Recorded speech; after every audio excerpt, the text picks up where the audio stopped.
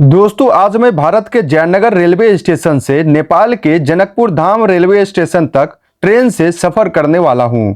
इस दौरान मैं आपको पूरी जानकारी भी दूंगा, जैसे कि जयनगर कैसे आएंगे, जयनगर से जनकपुर धाम जाने वाली ट्रेन का टाइम टेबल क्या है, टिकट कितने रुपए का मिलता है। अगर दोस्तों आप भी भारत से नेपाल के जनकपुर धाम ट्रेन से जाना चाहते हैं तो ये वीडियो आपके बहुत काम आएंगे, इसलिए वीडियो लास्ट तक देखिए और चैनल को सब्सक्राइब करके वीडियो को लाइक करके और एक प्यारा सा कमेंट भी जरूर करें।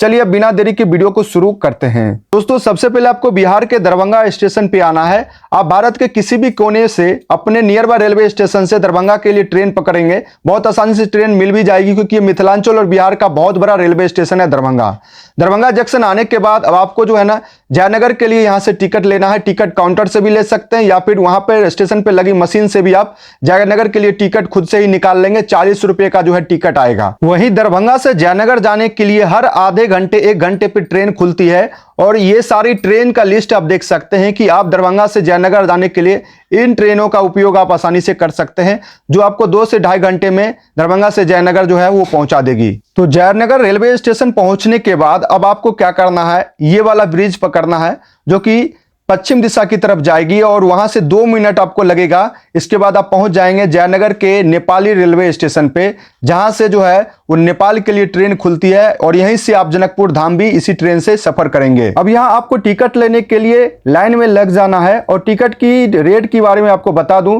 टिकट काउंटर पे आपको रेट दिख जाएगा। यहाँ दोस्तों 70 रुपया है जनरल टिकट का और 350 रुपया एसी का, ये नेपाली रेट है। वहीं अगर इंडियन में देखेंगे तो 45 रुपया जनरल का लगता है और 220 रुपया एसी टिकट का लगेगा। वहीं टिकट लेने के लिए कोई भी आईडी प्रूफ की आवश्यकता नहीं पड़ती है और आप यहां पर इंडियन करेंसी देकर ही टिकट खरीद सकते हैं। अब इस ट्रेन की टाइम टेबल के बारे में भी आपको बता ही देता हूं। तो दोस्तों ट्रेन का जो टाइम है उससे 1 घंटा पहले टिकट काउंटर खुल जाता है। पहली जो ट्रेन है ना वो जयनगर से जनकपुर धाम जाने के लिए सुबह में 9:45 में खुलती है भारतीय समय अनुसार।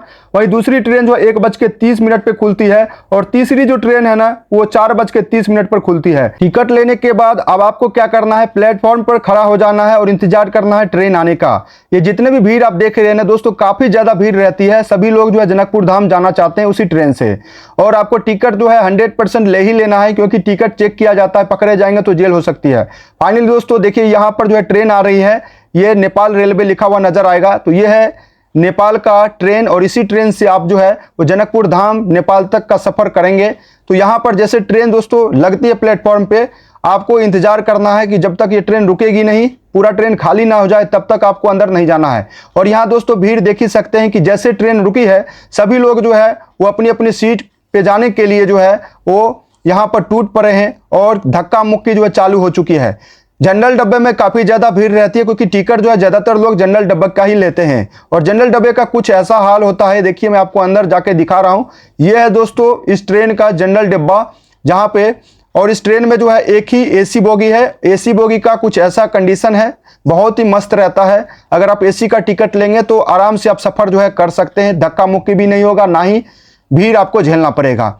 इसमें टोटल जो है 5 डब्बा रहता है, जिसमें 4 डब्बा जनरल का है और एक ही डब्बा जो है वो एसी का रहता है। अपने समय से जो है ये ट्रेन जयनगर से जनकपुर धाम जाने के लिए खुल जाती है। और ये जितना भी अभी खेत देख रहे हैं ये सब जो है दोस्तों भारत में ही पड़ता है, क्योंकि ये जयनगर के अंदर पड़ता है और जयनगर जो है वो भारत का आखिरी रेलवे स्टेशन है। इसके बाद जो है वो सीमा नेपाल का आ जाता है।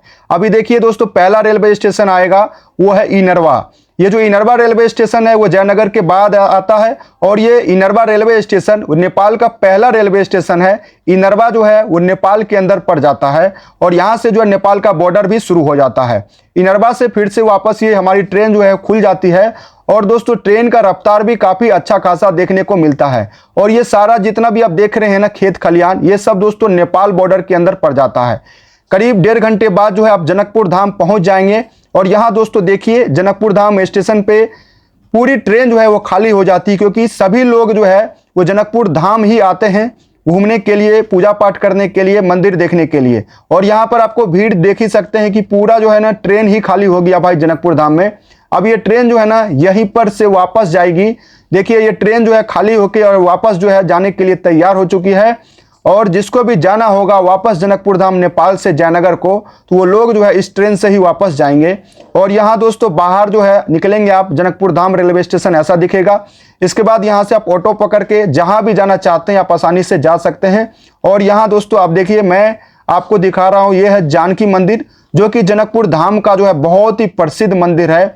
सभी लोग जो है यहीं पर आते हैं ज़्यादातर जो है वो पूजा पाठ करने के लिए, देखने के लिए, घूमने के लिए। तो जो लोग भी जनकपुर धाम आते हैं वो एक बार इस जानकी मंदिर में जरूर आते ही आते हैं, और आप भी आएंगे तो आपको भी बहुत ही अच्छा लगेगा। उम्मीद करता हूँ यह जानकारी, यह वीडियो आप सबको पसंद आई हो। तो प्लीज़ वीडियो को लाइक शेयर जरूर कीजिए।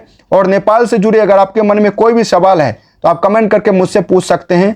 मैं आपको नेपाल का जो है पूरा टूर वीडियो जो है धीरे करके अपलोड करूंगा, और हर प्रकार की जानकारी जो है वीडियो के माध्यम से आप तक पहुंचाने की कोशिश करूंगा। इसलिए दोस्तों जुड़े रहिएगा मेरे साथ, चैनल को सब्सक्राइब करके रखिएगा, और कमेंट में जो है ना वो जनकपुर धाम जरूर लिख दें।